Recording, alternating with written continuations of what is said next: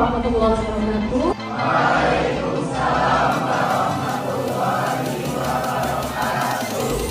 Ya, mari kita buka perkuliahan pada pagi hari ini dengan bacaan basmalah bersama-sama. Bismillahirrahmanirrahim. Teman-teman, ini kelas 5 HKID ya. Pada pagi hari ini untuk mata kuliah fikih munakahat kontemporer di pertemuan ke-9 saya absen dulu ya. Syifa Aulia Sakit Bu. sakit, Alvan Sakit Bu. sakit juga, atau Ilah Hadir Bu. ada, Bagus nggak ada, Delia Sakit Bu. ya sudah semua ya.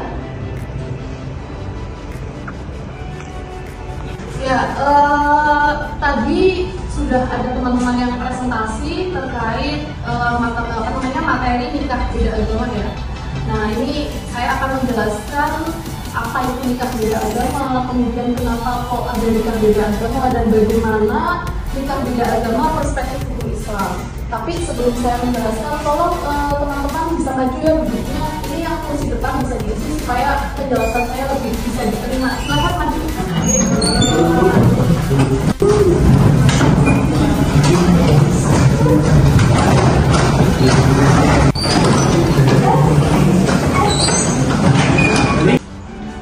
Ya, saya akan menjelaskan materi tentang nikah beda agama. Jadi kalau memang teman-teman merasa perlu, silakan dicatat ya. Ya, kami ke slide berikutnya.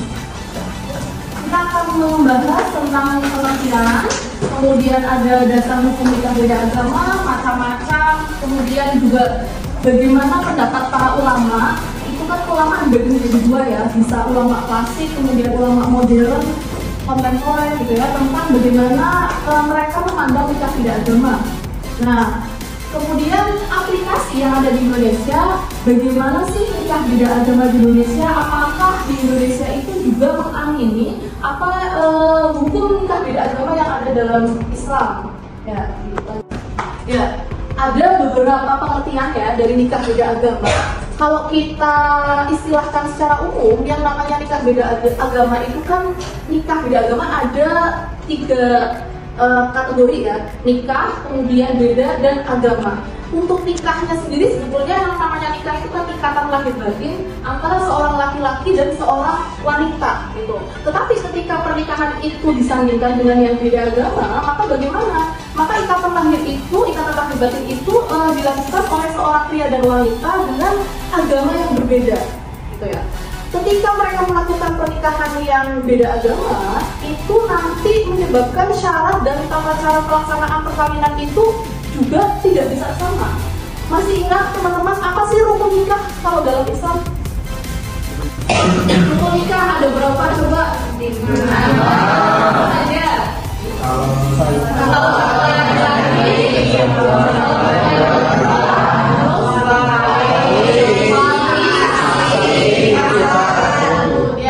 ijab dan qabul ya, gitu ya, dicampurkan atau menikah dengan orang yang non-agama Islam, itu pasti jelas tata caranya akan berbeda. Tuh. Nah, kalau kita lihat syarat menikah, itu kan tadi kalau rukun kan ada calon mempelai laki-laki dan wanita ya. Untuk masing-masing calon, apakah ada kriteria harus beragama Islam? Ya, itu jelas ada. Makanya pernikahan beda agama itu menjadi tata caranya berbeda. Walaupun kalau kita ketahui ya, yang namanya nikah pasti ujungnya atau tujuannya itu kan ingin membentuk sebuah keluarga yang bagaimana? Dan tentu saja harus diridhoi oleh Allah ya. Nah, kalau menurut fikih klasik bagaimana? Jadi beda agama menurut fikih klasik itu antara orang Muslim atau orang Islam dengan orang yang non Muslim. Nah, orang non-muslim itu kalau di Qur'annya itu adalah ahli kitab. Ya, bisa didefinisikan yang namanya nikah beda agama itu bisa laki-lakinya yang muslim, wanitanya yang non-muslim, atau kebalik juga bisa, wanitanya yang muslimah, laki-lakinya yang non-muslim. Itu juga bisa didefinisikan sebagai nikah beda agama. Nah, yang berikutnya, bagaimana di Indonesia pengertian dari nikah beda agama ya? Jadi kalau di Indonesia itu ada menurut Undang-Undang Dasar dan KHI. Itu ya sama antara Muslim dengan non-Muslim. Tapi maksud non-Muslim itu bukan ahli kitab.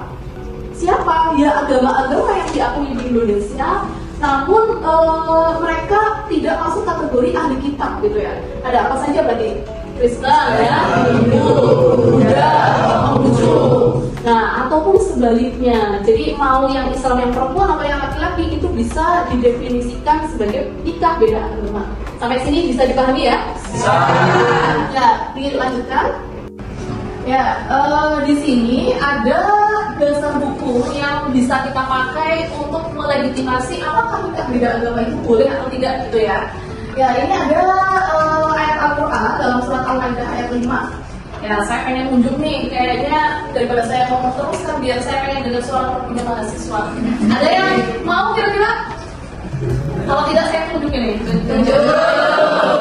Ya, coba Mas, Mas Ganan ya. Mas Ganan silakan dibacakan teman-teman Mas surat Al-Maidah ayat 5 tentang dasar hukum nikah beda agama. Silakan Mas. Kata apa ya, Bu? Monggo silakan. Bismillahirrahmanirrahim. Wa ta'amul ladzina utul kitaba hillul lakum wa ta'amukum hillul lahum wal muhsanatu minal mu'minati wal muhsanatu minal ladzina utul kitaba min qablikum idza ataytumuhunna ujurahunna muhsinina ghairu musafihina wa la muttakhidhi akhdan wa man yakfur bil imani faqad habita 'amaluhu wa huwa fil akhirati minal khasirin. Makanan yang baik, makanan sembelihan ahlul kitab itu halal bagimu dan makananmu halal juga bagi mereka. Dihalalkan bagimu menikahi perempuan-perempuan yang menjaga kehormatan di antara perempuan-perempuan yang beriman dan perempuan-perempuan yang menjaga kehormatan di antara orang-orang yang diberi kitab suci sebelum kamu. Apabila kamu membayar mas kawin mereka untuk menikahinya, ikat dengan maksud berzina dan ikat untuk menjadikan mereka pasangan gelap atau gundik, siapa yang kufur setelah beriman, maka sungguh sia-sia amalnya dan di akhirat dia termasuk orang-orang yang rugi. Terima kasih Mas, sudah bisa diterima ya penjelasannya dalam ayat ini. Jadi mana kata atau mufrodat yang menyatakan bahwasannya Islam membolehkan nikah beda agama? Kira-kira yang mana nih? Uhilalahu. Jadi hillahu gitu ya. Wal muhsanatu minal mu'minat. Jadi ini bolehnya menikahi wanita yang beriman gitu ya. Kemudian minal ladzina utul kitaba min qablikum. Di situ dikatakan bahwasanya wanita yang diberi Alkitab sebelum Al-Qur'an berarti adalah wanita-wanita yang menerima kitab sebelum Al-Qur'an. Itu boleh dinikahi. Ya. Jadi maksud dari surat Al-Maidah ayat 5 ini bahwasanya orang Muslim atau laki-laki yang beriman boleh menikahi wanita yang beriman dari golongan ahli kitab. Nah sekarang kalau definisi ahli kitab siapa? Ahli kitab itu adalah wanita-wanita yang beriman kepada Allah. Begitu. Tetapi keimanan mereka itu karena mereka menerima kitab Taurat dan Injil yang masih murni. Gitu. Ya. Jadi bukan kemudian wanita-wanita yang menerima kitab Taurat dan Injil yang sudah tidak murni lagi. Karena kitab-kitab Taurat dan Injil yang sekarang beredar itu disinyalir sudah tidak murni. Sehingga apakah kalau dari definisi seperti ini nikah beda agama itu sampai saat ini masih boleh? Kira-kira gimana? Nah, kalau makna dari bolehnya pernikahan beda agama itu karena penerima kitab Injil dan Taurat secara murni, maka kalau misalkan sekarang wanita yang menganut kitab Taurat dan Injil itu pengamalan kitabnya tidak murni ya, otomatis bukan dianggap sebagai ahli kitab ya. Nah, kita lihat dalam sejarah, apakah ada sahabat Nabi yang pernah menikah dengan orang ahli kitab? Ya, ada. Sayyidina Hudzaifah ini pernah ya. Beliau menikah dengan perempuan Yahudi. Ya, kemudian Sayyidina Utsman juga pernah dengan Nailah binti Farosifah, ini perempuan asal Nazaret Palestina ya. Jadi orang-orang Yahudi, orang-orang Nasrani yang kemudian mereka masih murni. Jangan beranggapan bahwasanya orang-orang Yahudi dan Nasrani itu mereka tidak beriman kepada Allah. Kalau dulu itu beriman, gitu, sebelum datangnya Al-Quran. Tetapi ketika datangnya Al-Quran dan masih awal-awal, mereka kan masih mengimani kitab yang sebelumnya. Nah itu masih boleh dinikahi, gitu ya. Ya lanjut. Ada yang tahu kira-kira pengalaman dari pernikahan beda agama di Indonesia bagaimana? Ada contohnya nggak kira-kira di Indonesia? Siapa sih yang pernah menikah beda agama? Kamu pernah lihat nggak? Artis ya? Siapa di antara artis yang nikah beda agama? Asmiranda misalkan ya, Asmiranda dengan Jonas. Kira-kira mereka itu resmi nggak pernikahannya? Gimana? Resmi tidak. Bahkan mereka sampai sudah punya anak ya? Anaknya sudah sekolah belum? Ya, kalau yang jelas-jelas sudah dewasa itu dulu Lydia Kandou ya. Lydia Kandou dengan siapa sih? Jamal Mirdad yang sekarang anaknya Naysila Mirdad. Tahu nggak? Anak laki tahu nggak?